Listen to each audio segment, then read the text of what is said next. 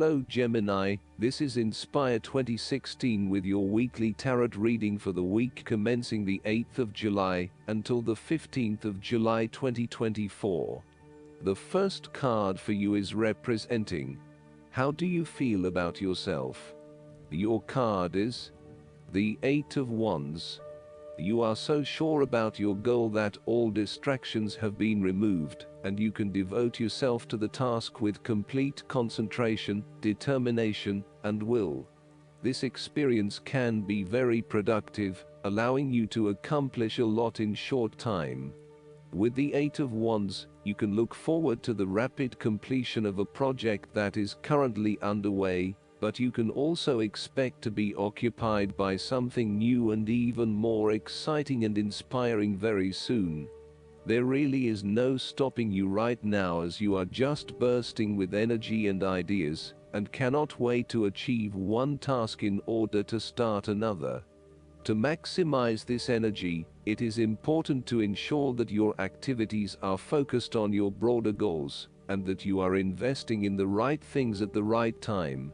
Also, make sure that before you move to the next task, your previous task is complete. This card is a sign to strike while the iron is hot. It is most definitely an action-oriented card that encourages you to move quickly to pursue the best opportunities available right now. There is no waiting around while the Eight of Wands is present, so determine where your energy will be directed and get on with it. The second card for you is representing: what do you want most right now? Your card is the Three of Swords. What do you want most right now is the end of sadness, loneliness, heartbreak, betrayal, separation and grief. By preparing for this difficult event, the emotional blow can be minimized or even prevented entirely. This is all about release. When you have suffered a major setback or loss, it is a good time to have a good cry, which is all part of the cleansing process. Expressing your sadness and letting it all out will then help you to move on to better times. However, it is also important that you continue to focus on the future path ahead.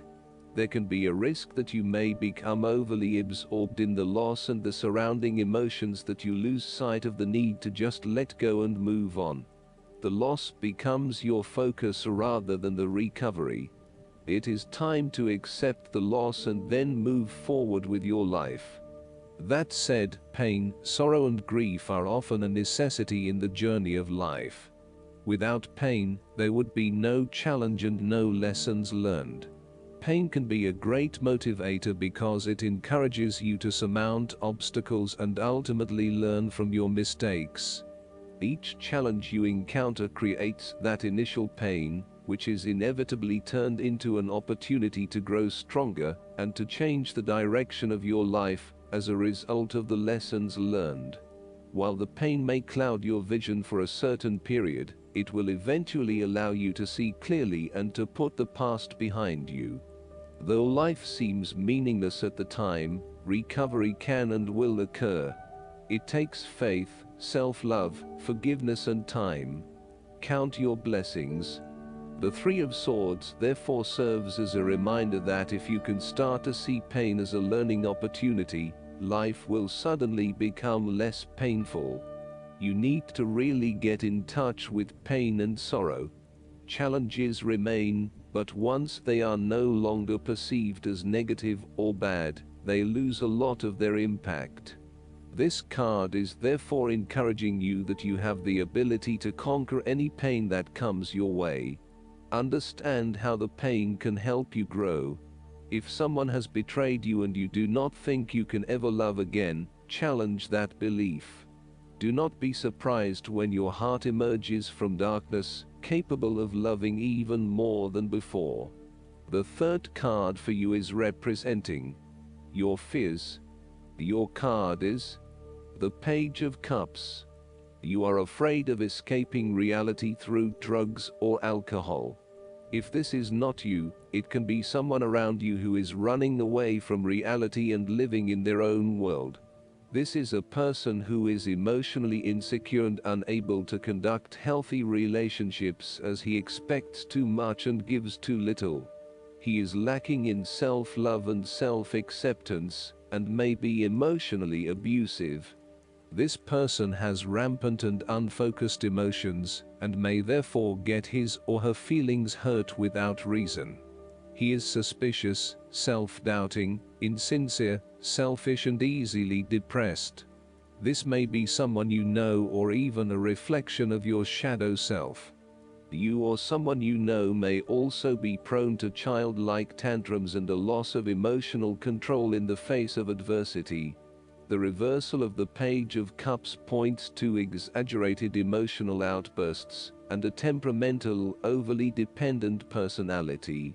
The Page of Cups can sometimes indicate substance abuse, particularly if paired with the devil.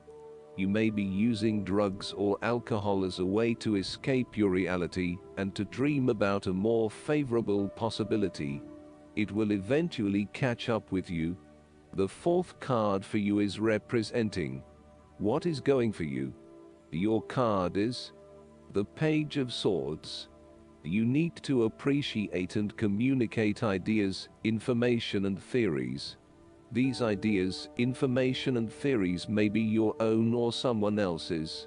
It does not really matter, so long as you are involved in talking, sharing and conversing with others about these ideas. You are always coming up with something new and then finding someone to share it with.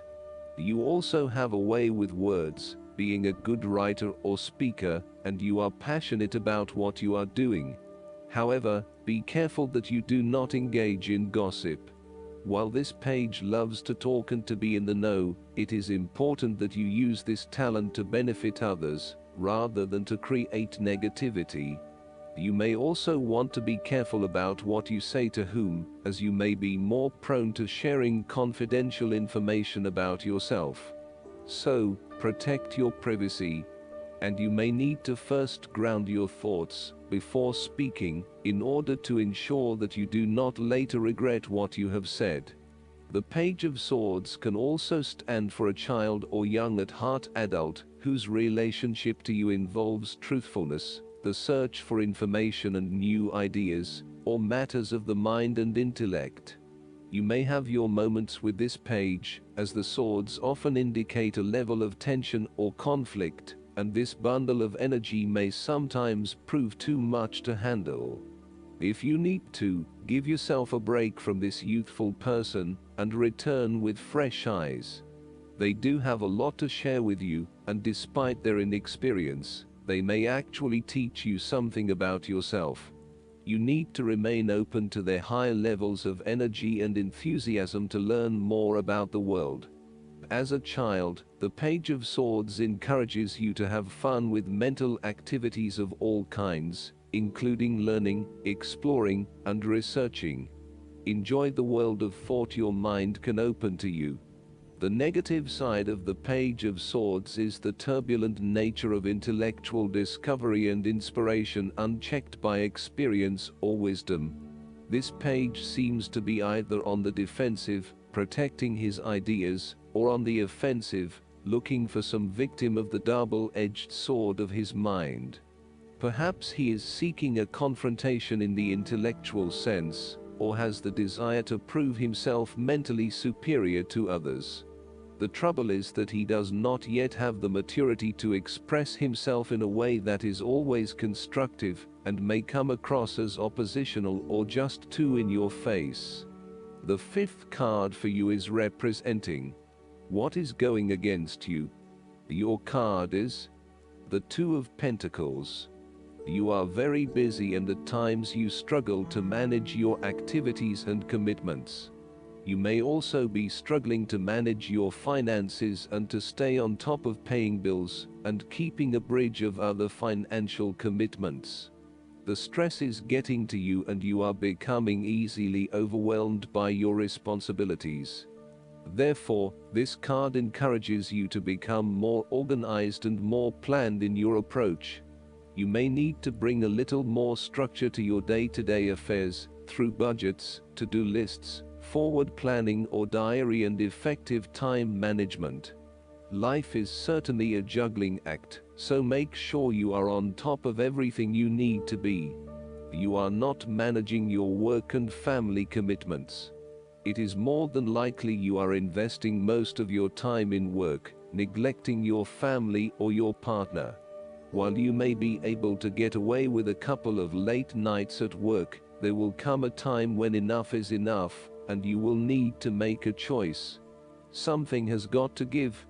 Additionally, you are finding it hard to manage your finances, and your cash flow may be quite unpredictable. Now is the time to start a budget and stick to it. In terms of your relationship, do not too overcommit yourself, particularly on a more physical/logistical/material plane. Do not commit to too many plans as a couple at this stage or make any financial commitments together. Watch your spending and also how you manage your time. You may find that you get caught up with work or other commitments at this time which distracts your attention from your relationship. It will all come down to where your priorities lie and whether you want to let other commitments interfere with your relationship or vice versa. The last card for you is representing the likely outcome that you may have. Your card is the King of Pentacles. You're about to reach the final fulfillment of a creative task, business venture, or investment. Through diligence, responsibility, and attention to detail, you have achieved great things and can finally say that you have completed your task or attained your goal. You can now enjoy all that you have accomplished and the successes you have created. You have created a richness of life, not just financially but also spiritually, which will set you up very well for the future. Whenever you need the skills to manage your day-to-day affairs competently and efficiently, you can call upon the King of Pentacles. Work hard, methodically and conscientiously. Give generously of your time and resources, because by giving you often receive more, and making more money is something that all Kings of Pentacles love to do. The King of Pentacles indicates that a methodical, planned and well thought out approach will lead you to success.